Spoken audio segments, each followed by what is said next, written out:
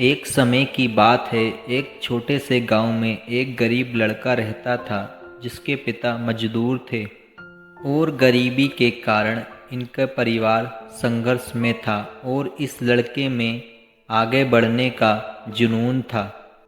एक दिन जब वह गांव के नदी के किनारे घूम रहा था तो उसने एक बच्चे को पत्थर उड़ाते हुए देखा।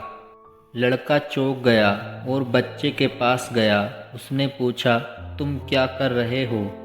बच्चा मुस्कुराते हुए बोला, मैं एक राजा बनने के लिए ये पत्थर उड़ाने की कोशिश कर रहा हूँ। जब मैं इसे उड़ा दूंगा तब मैं राजा बन जाऊंगा। ये सुनकर लड़के के चेहरे पर एक आश्चर्यजनक मुस्कान सी छा गई। उसने बच्चे को देखकर कहा, तुम कहानी सुनाने में माहिर हो, मैं तुम्हारी कहानी बहुत पसंद करता हूँ। बच्चा मुस्कुराते हुए बोला, धन्यवाद भैया, मैं यहाँ आया हूँ ताकि आप मेरी कहानी सुनें और इसमें मेरी ताकत देखें। इस पर लड़का बहुत अच्छी तरह से हंसा और बच्चे के पास बैठा बच्चा कहानी शुरू कर दिया। एक बार की बात है, एक छोटे से गांव में एक छोटे लड़के का जन्म हुआ और उसके परिवार के लोग उसे नास्तिक कहकर बुलाते थे। लड़का ये सुनकर हमेशा रोता था, लेकिन उसने तय किया कि वो एक दिन अपने आप को साबित करेगा। उसने गांव के पंडित के पास जाकर कहा कि मैंने सभी लोगों से सुना है कि मैं एक नास्तिक हूँ। मैं ये जानना चाहता हूँ क्या वास्तव में ईश्वर होता है। पंडित ने उसे एक निर्देश कठोर परीक्षा देने का आदेश दिया। उसने कहा, तुम्हें एक परीक्षा में सफल होने के बाद मैं तुम्हारे प्रश्न का उत्तर दूंगा। लड़का तैयार हो गया। पंडित ने एक कप में पानी लेकर लड़के के हाथों में दे दिया। जब तक तुम इस कप में एक बूंद पानी गिराते हो तब तक मेरे साथ एक देवी का नाम लेते रहो। लड़के ने बहुत कोशिश की, लेकिन बार बार पानी गिरने के बाद कुछ भी नहीं हुआ।